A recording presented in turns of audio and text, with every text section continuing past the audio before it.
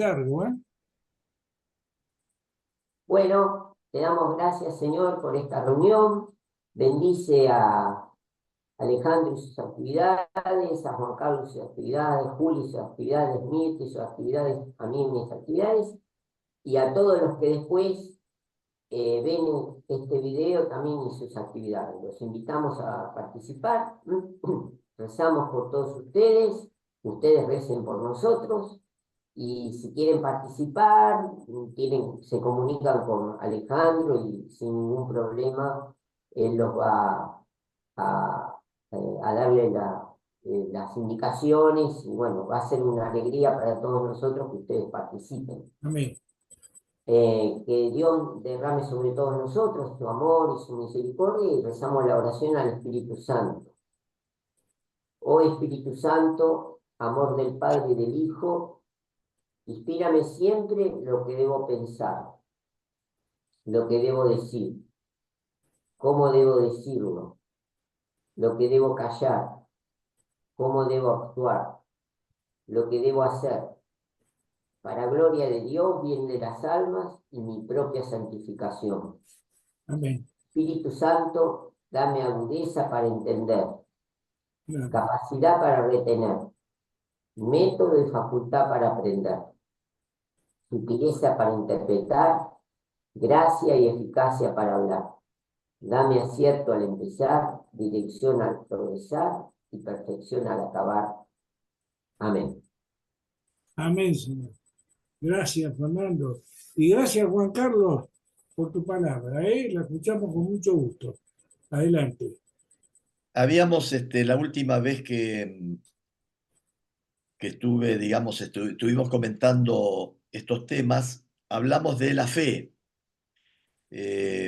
Habíamos dicho que cuando profesamos la fe decimos creo o creemos. Y habíamos establecido, digamos, tres momentos o tres capítulos en el desarrollo del tema de la fe. El primero es la búsqueda del hombre, ¿eh? El hombre le busca sentido a la vida, le busca sentido al universo, le busca sentido a su propio existir. En un segundo capítulo íbamos a ver, ese es el que tratamos la vez pasada. Nos quedaron pendientes dos capítulos de los tres, que son la revelación de Dios al hombre.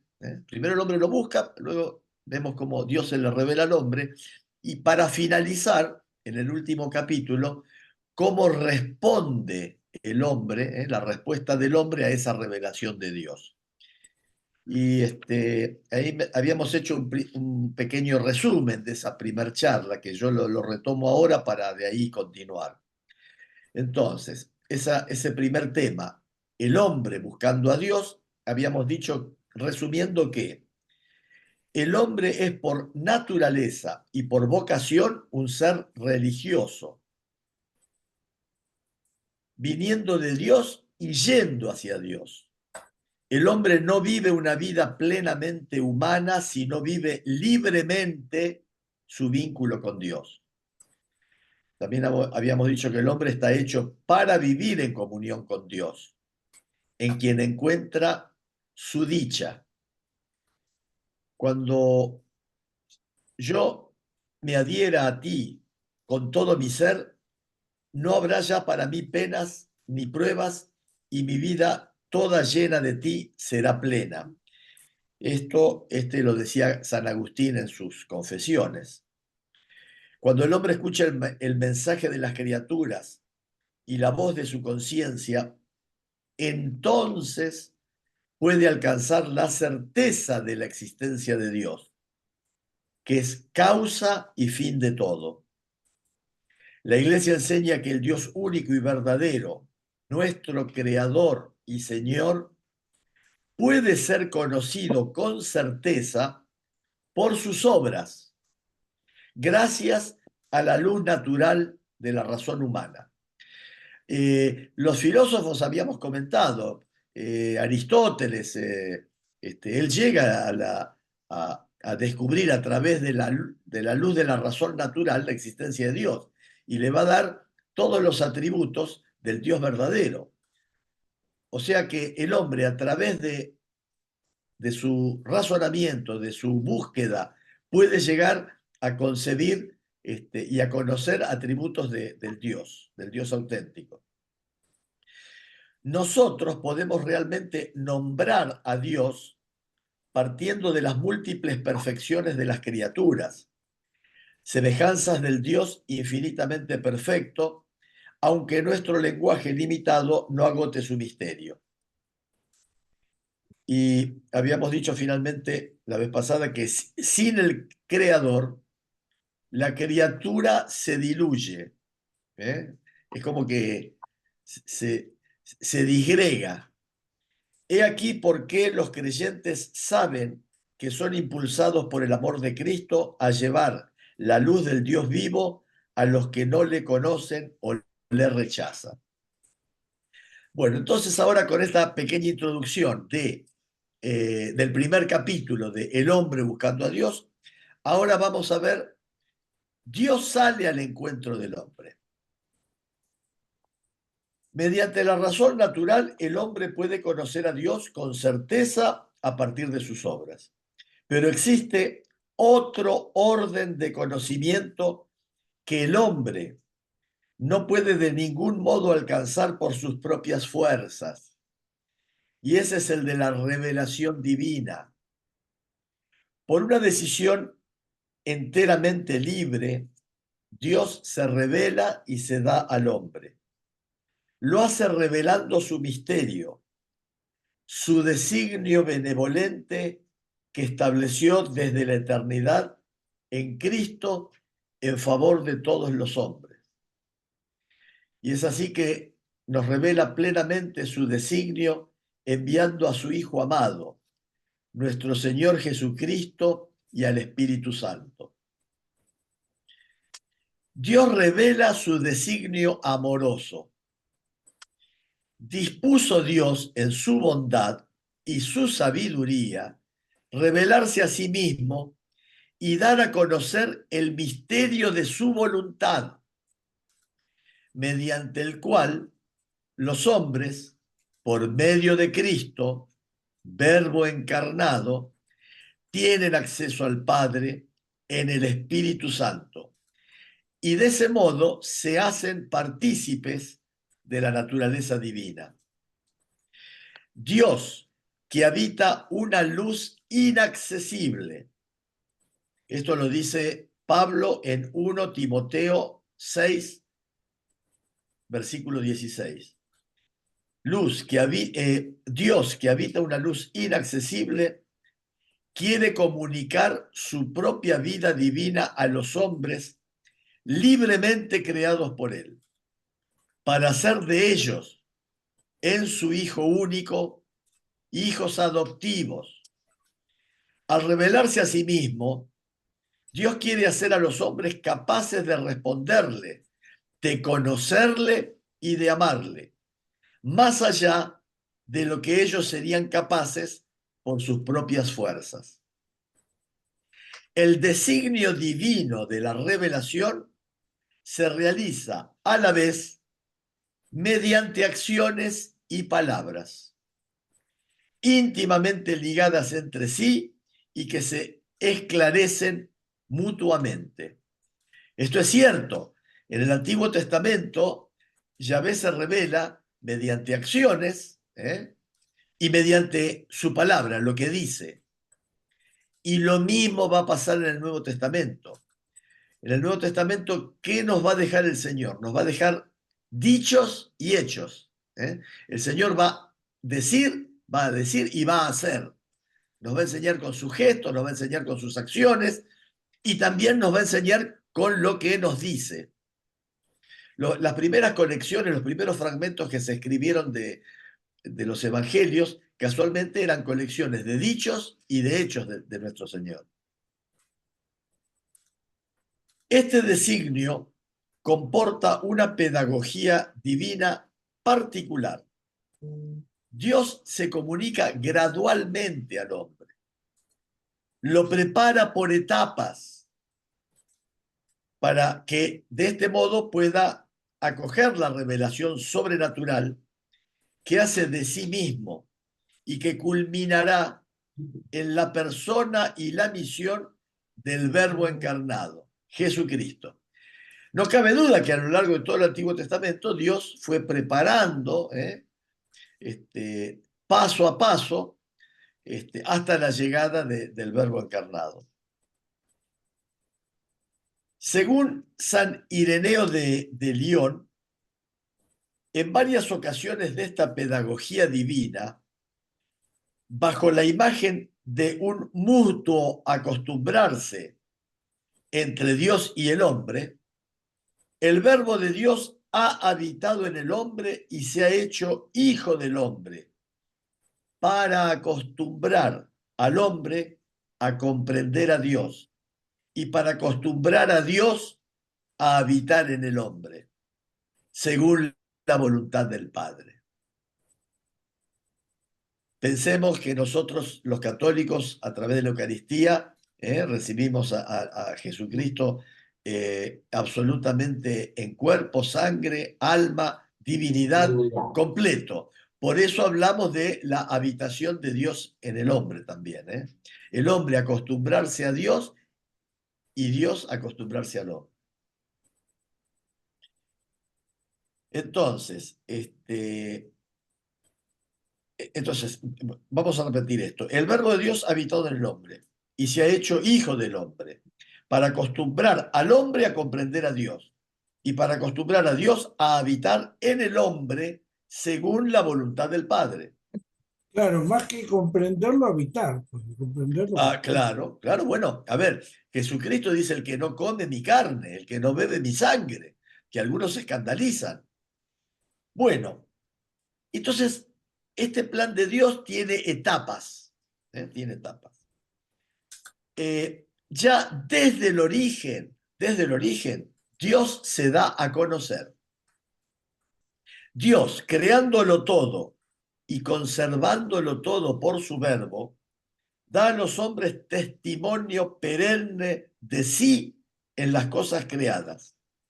Y queriendo abrir el camino de la salvación sobrenatural, se manifestó además personalmente a nuestros primeros padres, ya desde el principio.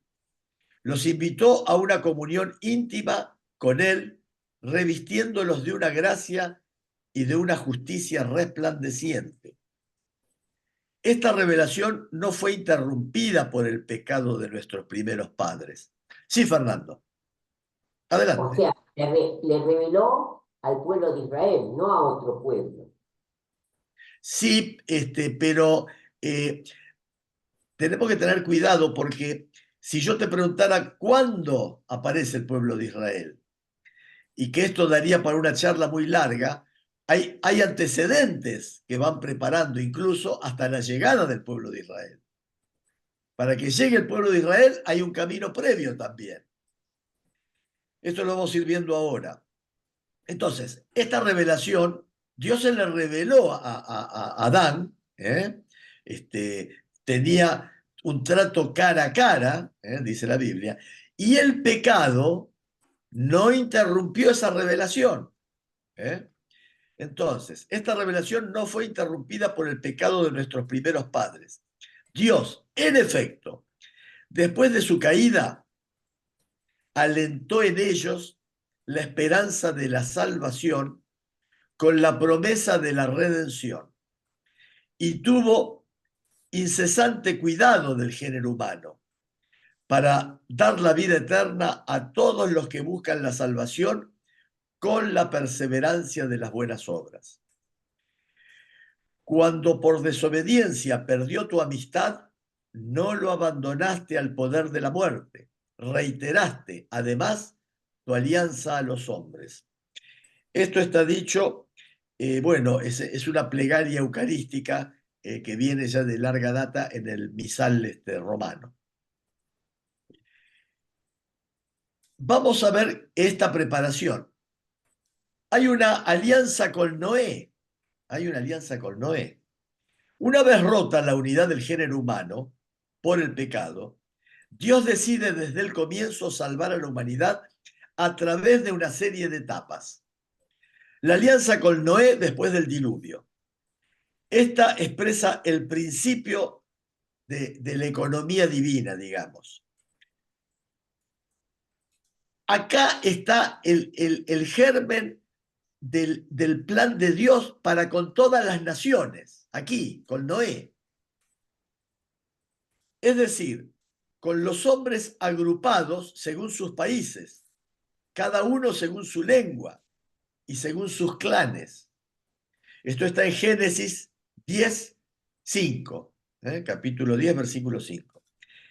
Este orden, a la vez cósmico, social y religioso de la pluralidad de las naciones, confiado por la providencia divina a la custodia de los ángeles, está destinado a limitar el orgullo de una humanidad caída, que unánime en su perversidad, quisiera hacer por sí misma su unidad a la manera de Babel. Querían los hombres hacer una unidad a la manera de Babel. Pero a causa del pecado, el politeísmo, así como la idolatría de la nación y de su jefe, son una amenaza constante de vuelta al paganismo para esta economía aún no definitiva. La alianza con Noé permanece en vigor mientras dura el tiempo de las naciones, hasta la proclamación universal del Evangelio. La alianza de Noé dura hasta que aparece Jesús. La Biblia venera algunas grandes figuras de las naciones, como Abel el justo, el rey sacerdote Melquisedec, figura de Cristo, o los justos Noé, Daniel y Job. De esta manera, esta consideración por estos hombres justos aparece en Ezequiel capítulo 14, versículo 14. De esta manera, la Escritura expresa qué altura de santidad pueden alcanzar los que viven según la alianza de Noé, en la espera de que Cristo reúna en uno a todos los hijos de Dios dispersos. Sí, adelante, Alejandro. De esa lista estaría José también, ¿no? El hijo de Jacob. Claro. Seguramente, sí, y posiblemente aparezca más adelante porque vamos a ir viendo Bueno, toda esta y preparación. hay otros más, seguramente más. Sí, En el Nuevo Testamento hay más todavía. sí, es interesante que el hombre caído, Dios anuncia ya a la mujer que parirá al Redentor, y le dice a la serpiente que ella lo herirá en el talón, pero él le aplastará la cabeza. Ya ahí está el anuncio de la redención que nos va a traer Jesucristo. Bueno, entonces, la Escritura entonces expresa esto de qué santidad se puede alcanzar a través de la alianza hecha con Noé, porque esta alianza con Noé dio sus frutos. Y es una alianza a la espera de que llegue Cristo. Ahora, Dios elige a Abraham, y ahora empezamos a entrar en lo que decía Fernando. Para reunir a la humanidad dispersa, Dios elige a Abraham, llamándolo fuera de su tierra, de su patria y de su casa, para hacer de él a Abraham, es decir, el padre de una multitud de naciones. Le cambia el nombre y lo hace padre de una multitud de naciones.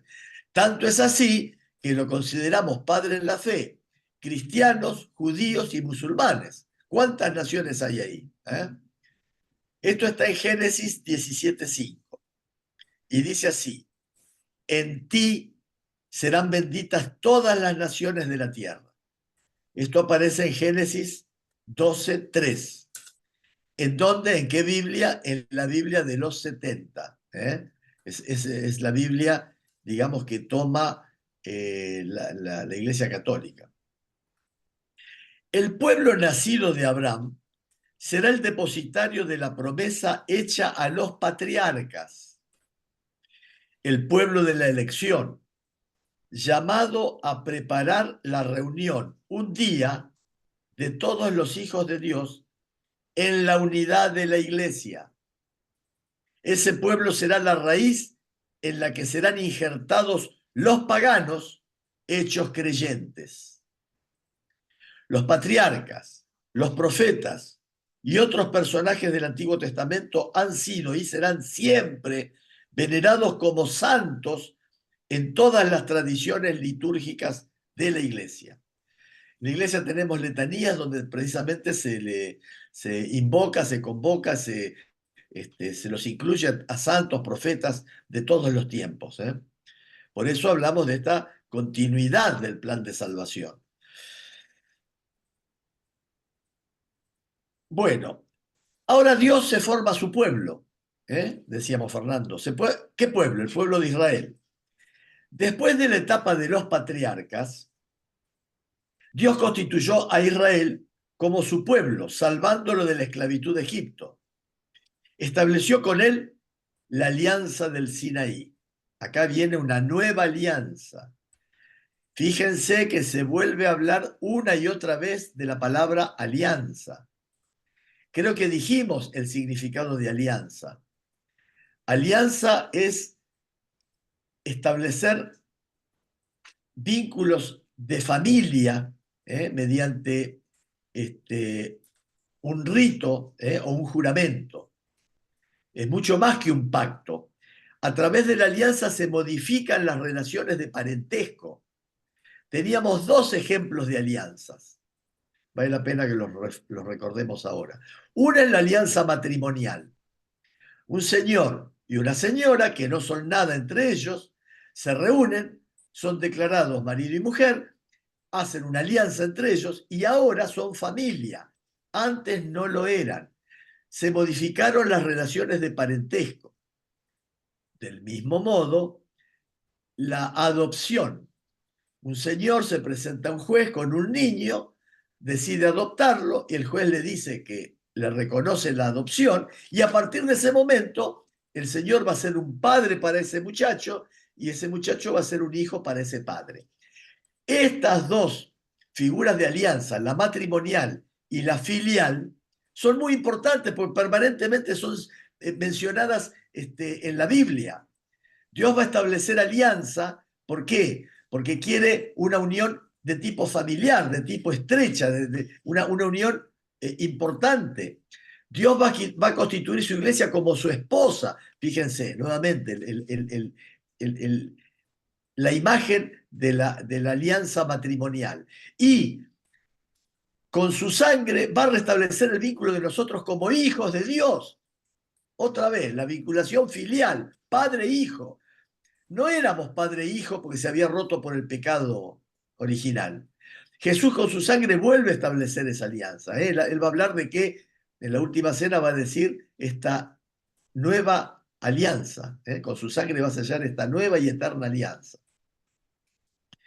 Muy bien. Entonces, fíjense, las alianzas aparecen en el Antiguo Testamento y en el Nuevo Testamento.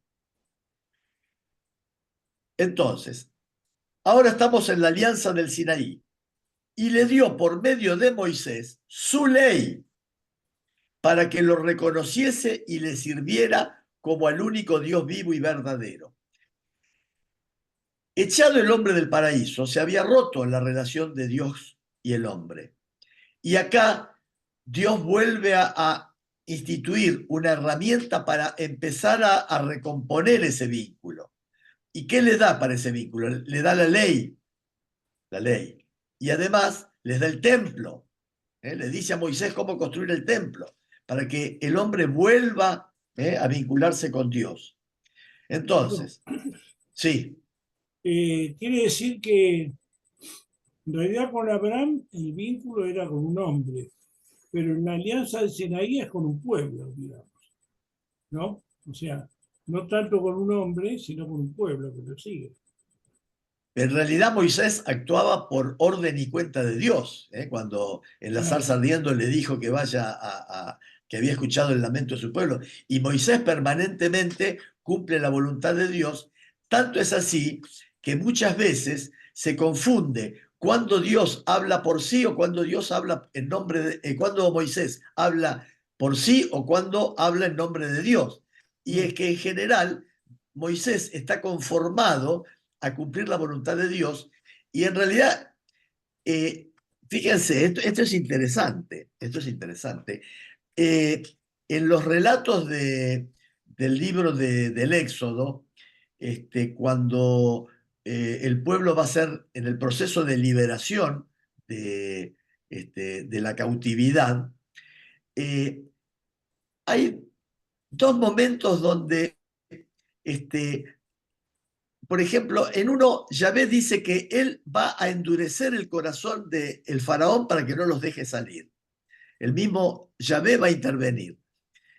Pero en otro pasaje va a decir la dureza del faraón. Entonces, lo que le pasa al faraón está visto como un hecho humano y también como un hecho divino. Y del mismo modo, la interacción de Dios, ¿no? Es decir, cuando Moisés toca el mar y se abren las aguas, es el poder de Dios que está actuando a través de él. Y el poder de Dios que actúa a través de él por la fe de él, ¿no?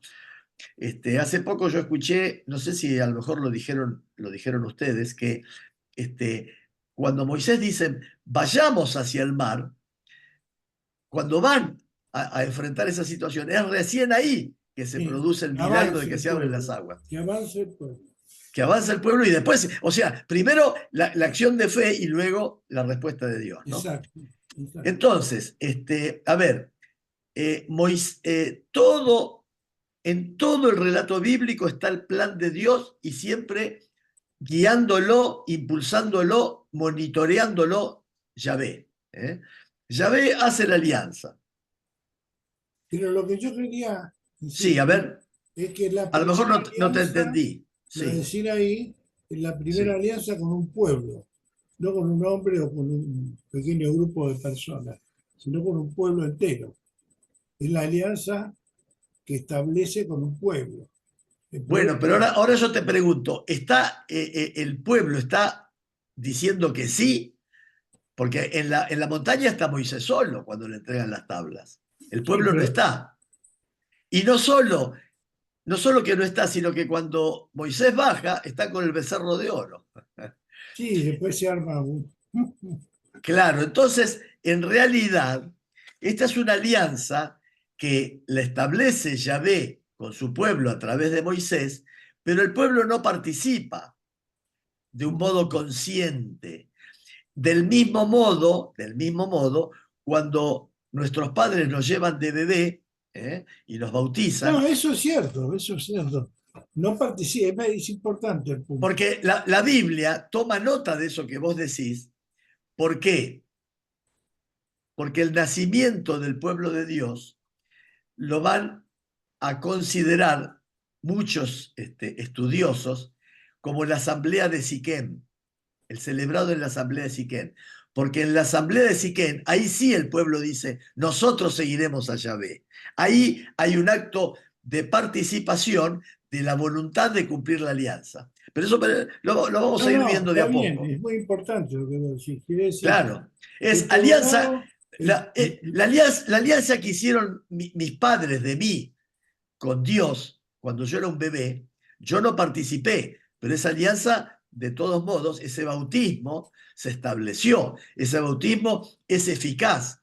Luego, yo crezco, me catequizan, me enseñan, y entonces yo con mi consentimiento, voy a confirmar eso que ya se selló anteriormente. Del mismo modo que el pueblo va a confirmar esa alianza que celebró Moisés en el Sinaí. El pueblo no está presente, no es consciente de esa alianza, pero es alcanzado porque está Dios, Dios lo establece con Moisés y con su pueblo a través de Moisés. Bueno, Dios no va a hacer un hecho fallido. Dios hace hechos ciertos. Y el hecho es cierto independientemente, en el momento del Sinaí, independientemente de que el pueblo sea consciente o no. Va a llegar el momento en que esta alianza se le va a presentar a la conciencia del pueblo para que el pueblo decida. Va a ser un momento más adelante.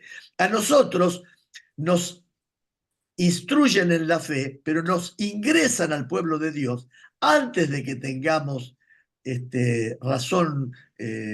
razón humana y entendimiento. Del mismo modo que también somos introducidos al torrente de la vida sin nuestro consentimiento. Dios nos da la vida natural sin nuestro consentimiento y también nos puede dar la vida sobrenatural sin nuestro consentimiento porque tiene preparado un plan en el cual vamos a poder optar. Pero para que esa opción sea santa, sea eficaz, sea buena, es necesario el antecedente. Entonces, acá están Moisés bueno, y permíteme, Yahvé. pero Sí, te comento algo muy interesante por lo que vos sí, dijiste. Fíjate que cuando Jesús establece el nuevo pacto, él no estaba con todo el pueblo cristiano, estaba con sus 12 discípulos. con la humanidad, claro. No estaba con la humanidad, y era con la Exacto. humanidad, claro, claro. Pero el pacto era con la humanidad. En Sí, ese momento lo único que estaban eran 12 discípulos, sí. nada Y más. yo diría, Pero se establece el sí, pacto con la humanidad. Entonces, redondeando, la alianza con el Sinaí estaba dirigida al pueblo de Israel. sí, Pero en y ese era con el momento pueblo, y era con el pueblo. era con el pueblo, pero en ese momento no, sino en el Siquem, ahí el pueblo acepta. El Y pueblo, en el sí, caso de Cristo, cada uno de nosotros, cuando lo claro, aceptamos en nuestra vida, aceptamos claro, el claro, pacto de Jesús con su pueblo, el nuevo claro. pacto. Vamos Somos a, hijos sí, del nuevo pacto. sí. Nosotros vamos a ver que todos los hechos, casi todos los hechos importantes del Antiguo Testamento, se van a reproducir en nuestras vidas, todos, con una nueva significación. En nosotros se va a producir la Pascua, se va a producir el cruce del Mar Rojo, se va a producir la alianza, todo se va a producir en nosotros, pero con un significado nuevo. ¿eh? Así como el pueblo de Israel tenía su cordero pascual, nosotros también tenemos nuestro cordero, pero es nuestro cordero con otra trascendencia. Aquel era un corderito de 4 patas, el nuestro es nuestro Señor Jesucristo. Amén. Los dos son inmolados, los dos son comidos, hay un montón de semejanzas. Realmente es prodigioso, es asombroso cuando uno percibe cómo ese Antiguo Testamento adquiere su plenitud en el desarrollo del Nuevo Testamento y en nuestras vidas. Nosotros estamos fundamentalmente ligados al Nuevo Testamento. Bueno, entonces, allí en el Sinaí se estableció con él una alianza, por medio de Moisés, su ley. Yahvé le dio, por medio de Moisés le dio su ley. Claro, si esa ley fue para cumplimiento del pueblo. Esa ley no era para Moisés, era para el pueblo. ¿Para qué esa ley, ese templo que le ordena construir? Para que lo reconociese y le sirviera como al único Dios vivo y verdadero, Padre providente y juez justo, y para que esperase al Salvador prometido. Pensemos que el pueblo de Israel convivía con otros pueblos vecinos que tenían otros dioses, venían de Egipto, donde precisamente el único culto al que ellos podían ver era el culto de los dioses egipcios. Yahvé necesita que salgan del medio de ese pueblo para ir preparándolo, para desacostumbrarlo a ese culto e ir introduciéndolo en un nuevo culto, en una nueva ley, en una nueva vida.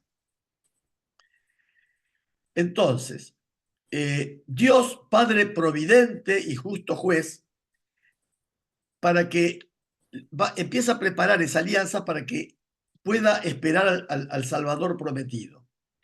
Israel, esto es interesante, Israel es el pueblo sacerdotal de Dios. Habíamos dicho lo que era sacerdote, ¿no? ¿Recuerdan lo que es sacerdote? Sacerdote fundamentalmente es un mediador entre el hombre y Dios, ¿no es cierto? Dios y el hombre. Entre el hombre y Dios, sí, entre Dios y el hombre. Entonces, ¿por qué es el pueblo sacerdotal? Porque es el que lleva el nombre del Señor, Israel. Deuteronomio 28:10. El pueblo lleva el nombre del Señor. Es el pueblo de aquellos a quienes Dios habló primero. De todos los pueblos, el de Israel es al que Dios le habló primero. Es el pueblo, y ahora vamos ya visto desde la perspectiva cristiana, es el pueblo de nuestros hermanos mayores en la fe. Este concepto lo introdujo el Papa Juan Pablo II. Fue el primero, después de mucho tiempo de desencuentros con los judíos, él va a decir, son nuestros hermanos mayores en la fe, y va a visitar la sinagoga de Roma. ¿En qué fe son nuestros hermanos mayores? En la fe de Abraham. Nosotros tenemos fe en Abraham, lo reconocemos como profeta, y los judíos también. Por los profetas, Dios forma a su pueblo en la esperanza de la salvación.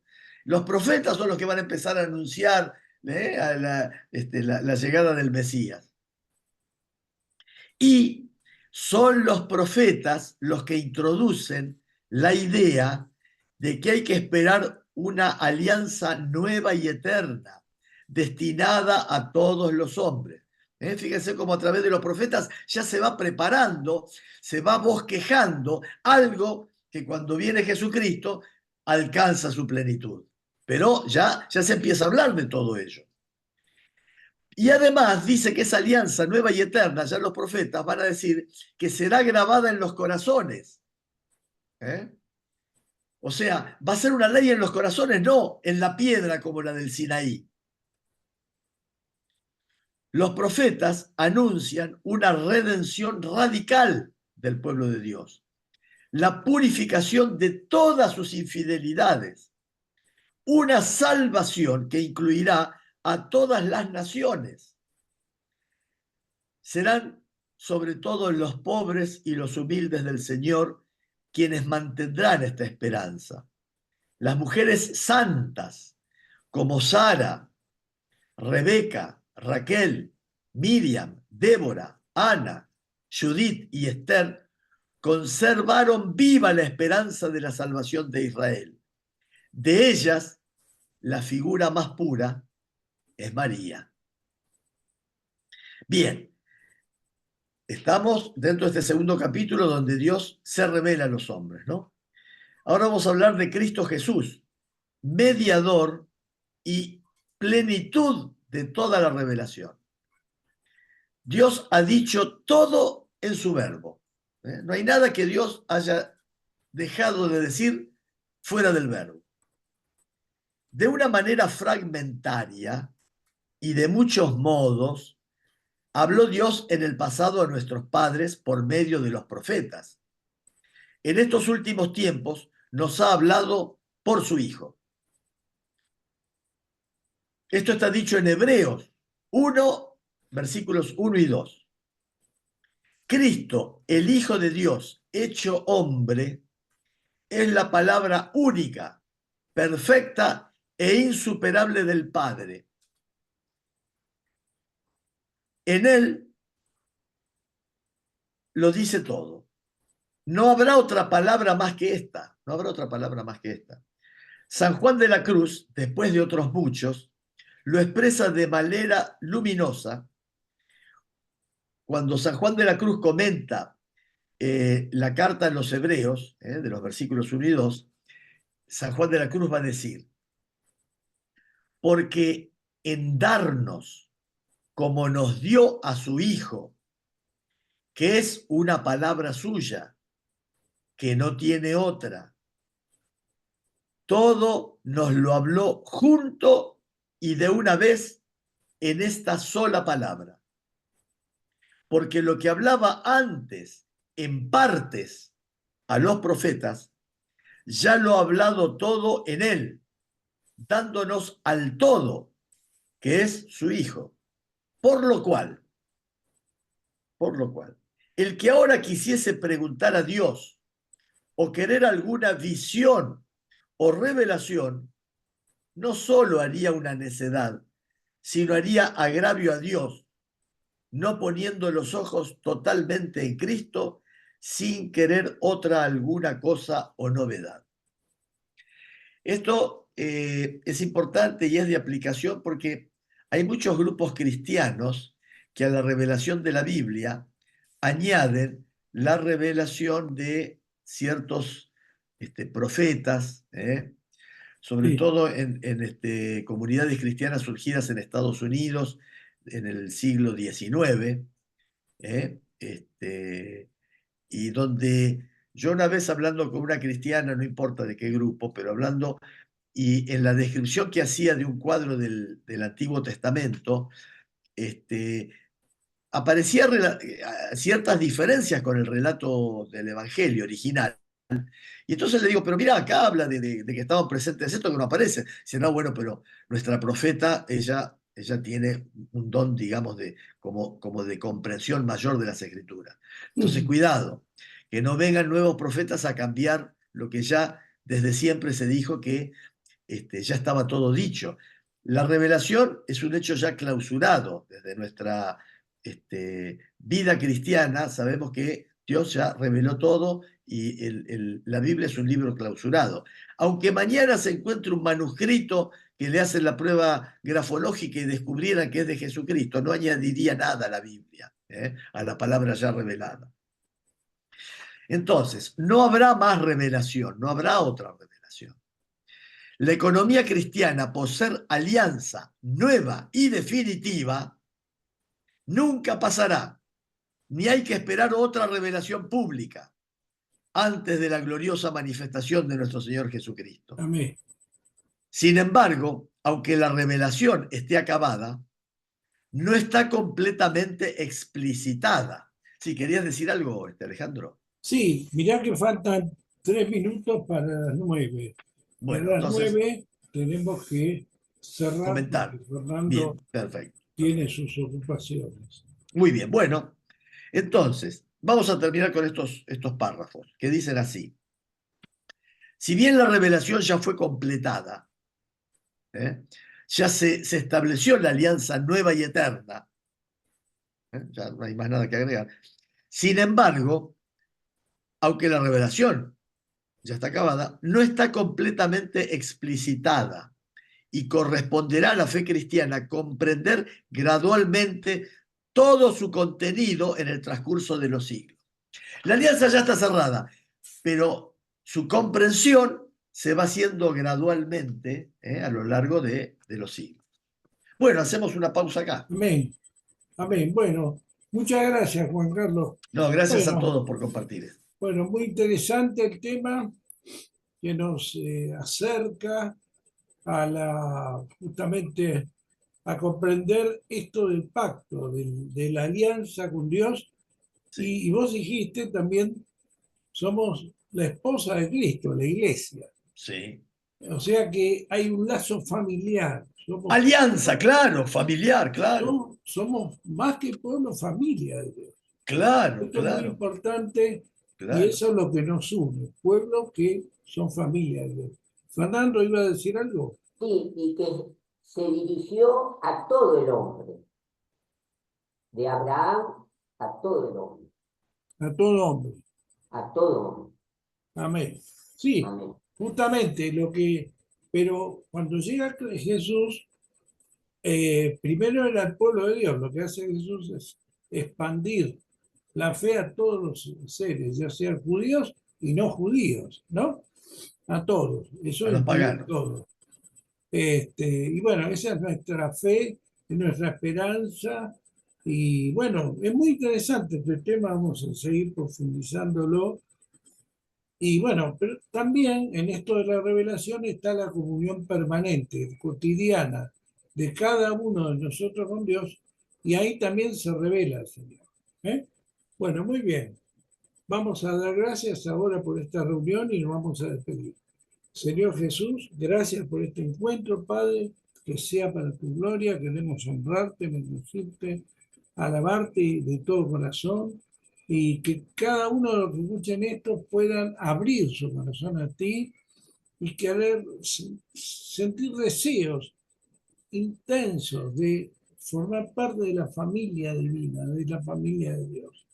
Y realmente queremos transmitir eso, que somos parte de tu familia, somos tus hijos. Hay una relación filial, como dijo muy bien Juan Carlos, y muy interesante todo lo que le explicó. Estamos muy agradecidos a su esfuerzo. Y bueno, gracias por esta oportunidad. Quiero bendecir a Fernando, que la próxima vez lo vamos a escuchar con gusto, a Juan Carlos, y bueno, también mi vida, mi hogar, Señor, porque estamos para servirte, que podamos serte útiles, herramientas útiles para tu gloria.